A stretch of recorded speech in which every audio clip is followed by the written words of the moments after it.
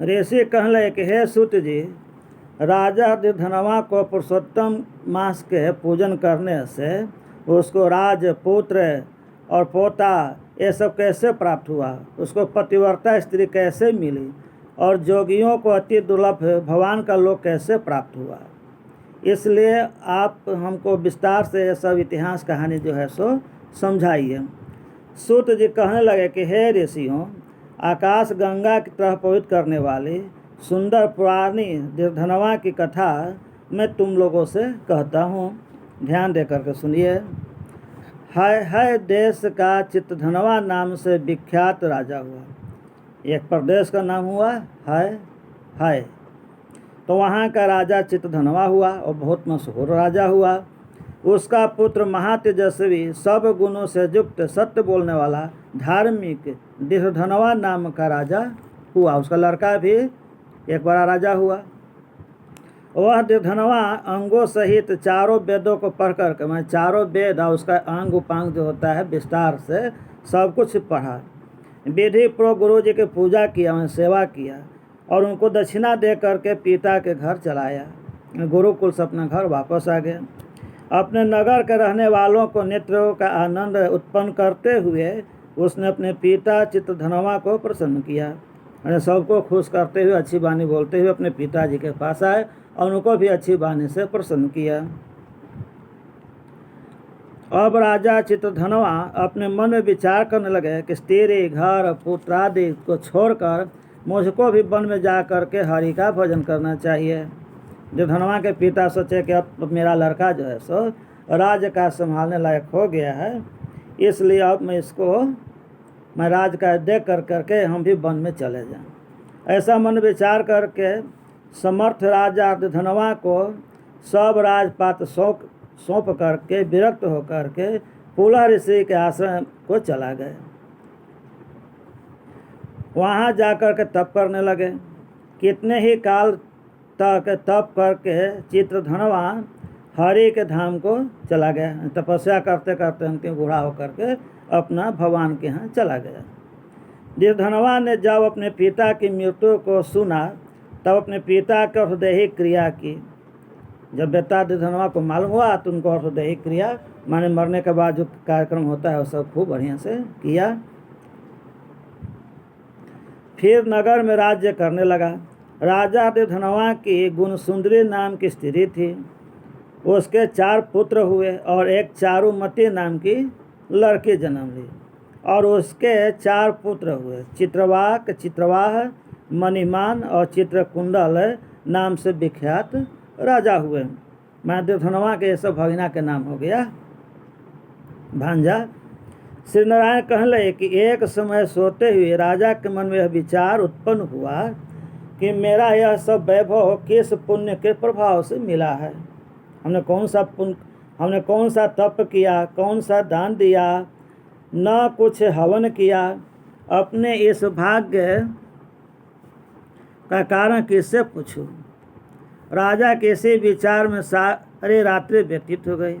प्रातः ब्रह्म मुहूर्त में, मैं सूर्योदय के पहले के समय में उठ करके यथा विधि स्नान आदि करके खड़ा होकर उदय होते सूर्य को अर्घ देकर ब्राह्मणों को दान देकर नमस्कार करके वह राजा घोड़े पर चढ़कर तत्काल शिकार के लिए वन में गया।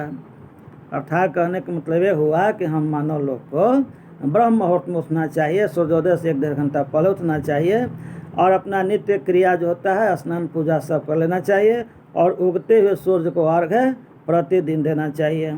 उसका यथासंभव ब्राह्मण या याचक, भीख मांगने वाले जो लोग भी हों, जो मांगने के लिए आ जाए वहाँ पर, उनको यथा योग्य यथाशक्ति दान देकर खुश करे और उसके बाद अपने काम में लग जाए। ये सब काम वो किया। वहाँ उसने शिकार किया। उसी वन में राजा चित्रधनवा के बाण से घायल होकर एक मृग दूसरे वन में चला गया। माने घायल हो गया और एक जंगल से दूसरे जंगल काफ़ी दूर निकल गया। घायल मृग के शरीर से गिरते हुए रुधिर, रक्त, खून के निशानों से राजा चित्रधनवा भी उसके पीछे पीछे चला गया। पर थोड़ी देर में मृग राजा की निगाह से ओझल हो गया, कहीं छिप गया, भाग गया। राजा ने प्यास से व्याकुल होकर के इधर उधर घूमते हुए एक बहुत बड़ा सरोवर देखे। वहाँ पर राजा जा कर के पानी पिए और वहीं उसने अत्यंत घनी छाया वाला एक बर के पेड़ को देखा। काफ़ी बड़ा घनघोर छाया वाला था और उसकी बरोहर जो जड़ता लटका हो रहा था जड़, उसी में अपना घोड़ा को बांध दिए। वहाँ पर बानी बोलता हुआ एक सुग्गा आया। वहाँ जंगल में एक सुग्गा आया जो मनुष्य की भाषा में मनुष्य की तरह बोलता था। राजा को अकेला बैठा हुआ देख कर करके और सुक जो था सो बार बार एक ही श्लोक बोलता था। उस संस्कृत श्लोक का हिंदी इस प्रकार हुआ। तो पृथ्वी में अत्यंत सुख को देखकर सार वस्तु नहीं विचारता तो कैसे पार पहुँचेगा। मानव कहता है कि तुम पृथ्वी पर जो हो अत्यंत सुख को देखकर मैं तुम सुखी हो, महान राजा हो, सब कुछ तुमको है, लेकिन मुख्य बात जो है उस पर तुम ध्यान नहीं देते हो। तो जब मुख्य बात मूल पर ध्यान नहीं दोगे तो पार कैसे पहुँचेगा, अर्थात तुम्हें मनोकामना कैसे पूर्ण होगी।